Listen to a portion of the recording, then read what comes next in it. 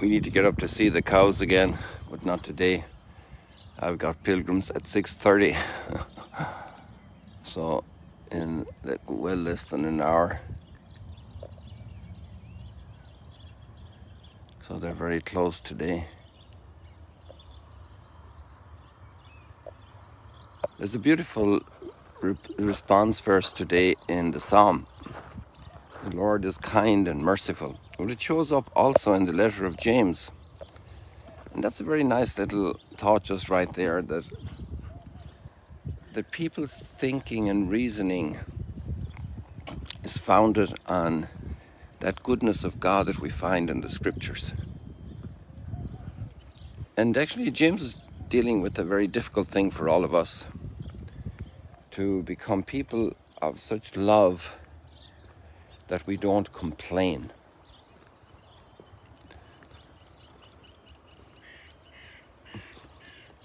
The challenge of complaining, or the bigger challenge of not complaining,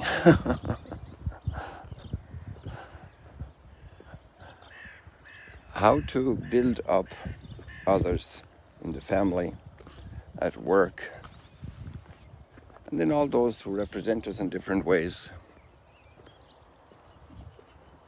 in political life. How to be constructive.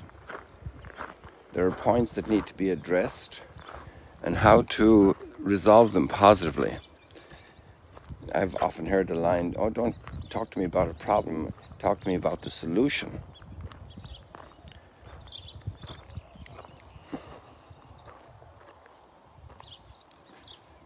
There's a famous line from Mother Teresa to somebody who was asking her about all the world problems and what he should do. And said, "Go home and love your family." And we could make it very concrete. We could say, go home and love those more challenging people in your family. Somebody who's not well, somebody who's upset. Sometimes people feel that they're a victim. They take a special type of care.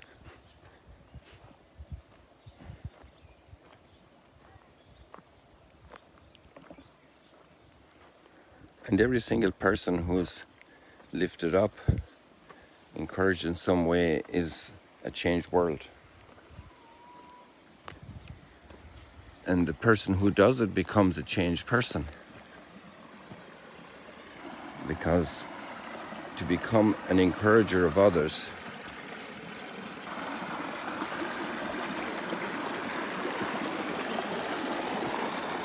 is one of the best assets we can have in the world.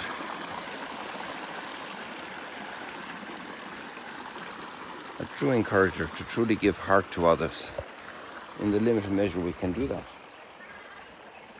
And we also know that we're not the source of that, the ultimate source. The ultimate source is the giver of all gifts.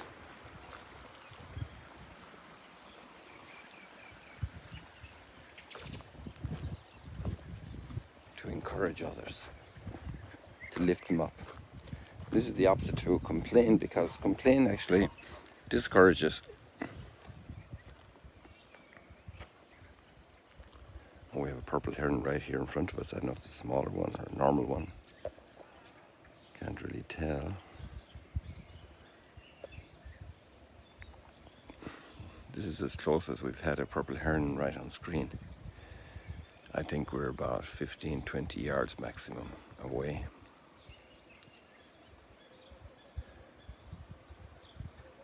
They're really amazing. And the form, when they're flying, then they pull in their neck, and almost like they barely have a neck. And their beak is so long.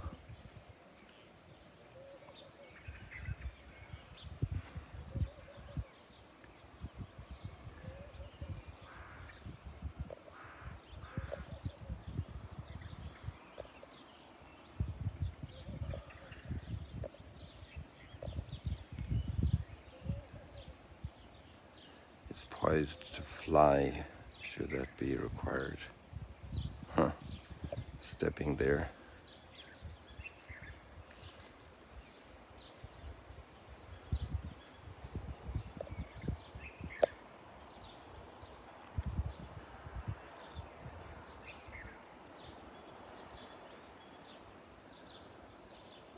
It's probably a good spot for fishing because there's water right underneath her.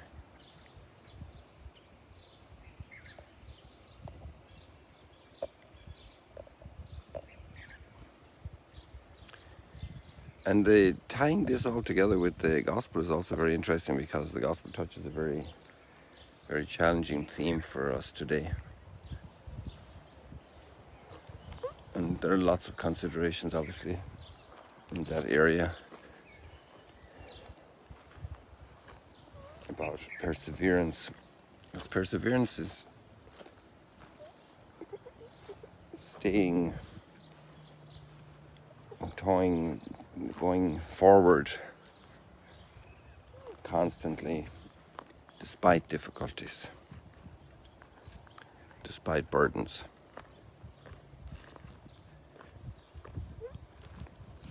And in order to persevere, we need a stout heart. And complaining doesn't help.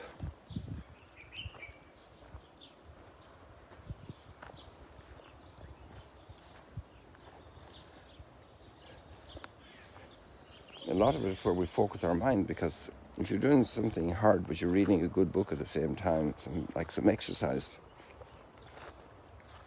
or you're talking with somebody and you can walk a lot further, as your mind is off the burden it might be physically at that moment.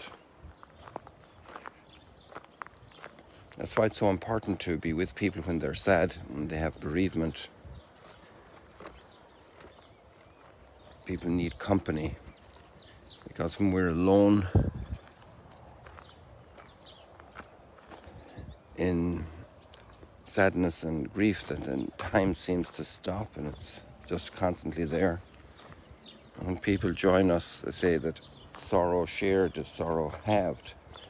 And sorrow shared is different than complaining.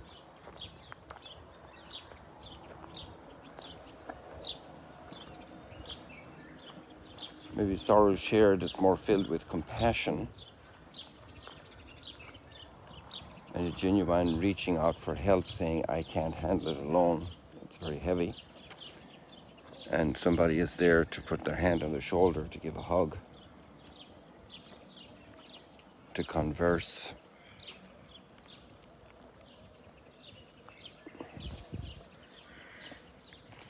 And a married couple, all they go through in a lifetime.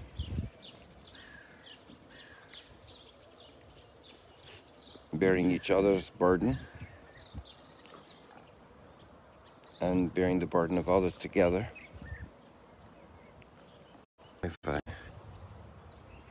I'm sorry if I lost somebody there.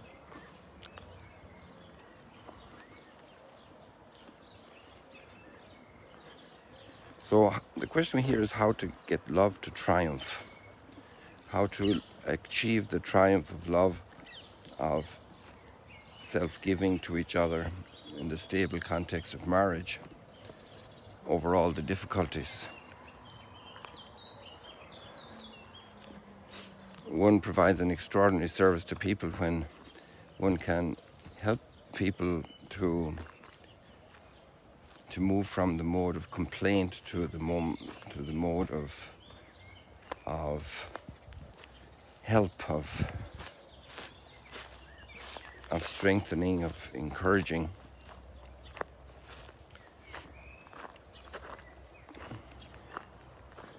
Complaint also speaks about frustrated expectations, and sometimes the wrong expectations are placed on a partner, on a spouse. And sometimes people are naive and think that another person can make us happy. And that's too much burden to put on a person, because none of us have infinite resources by ourselves. And our heart has infinite longings that can only be filled by God. So there's great little wisdom in the phrase to not look to each other for happiness, but to walk together towards God, and happiness will be found. And obviously a decision to live like that for a lifetime requires great discernment. And also not just discernment, but great preparation. And not just great preparation, but constant maintenance.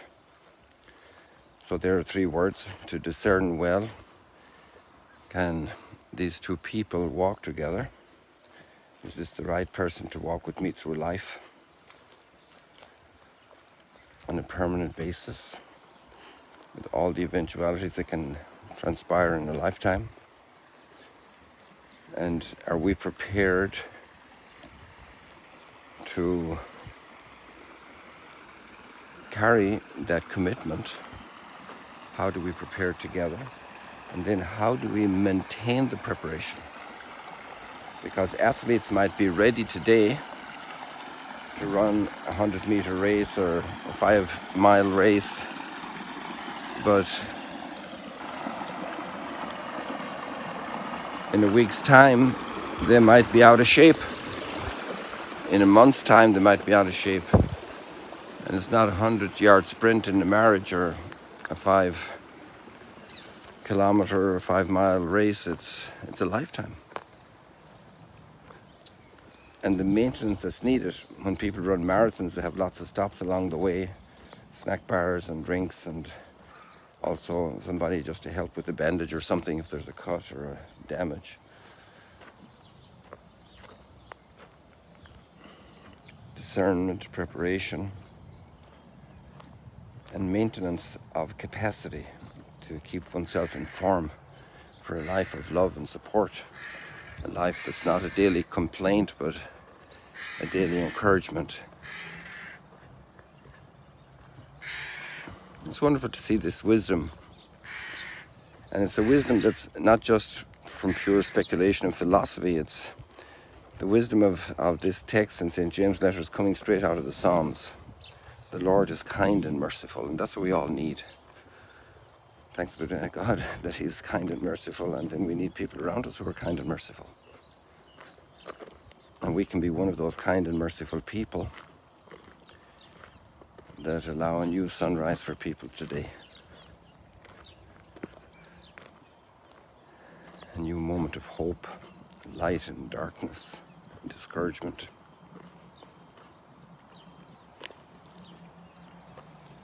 And then we're living in the mystery of God. How marvelous. People, God bless you, pray for the different groups of pilgrims. I'm looking after 2 this morning before breakfast. We're staying here. And then we'll be receiving other ones. Another one at 8:30 is arriving. So it's a busy morning. God bless you all. We actually had pilgrims yesterday from Australia, from the United States, from Spain, and I don't know where else. Quite a lot of activity, thanks be to God. See you later, alligators, at the latest in heaven.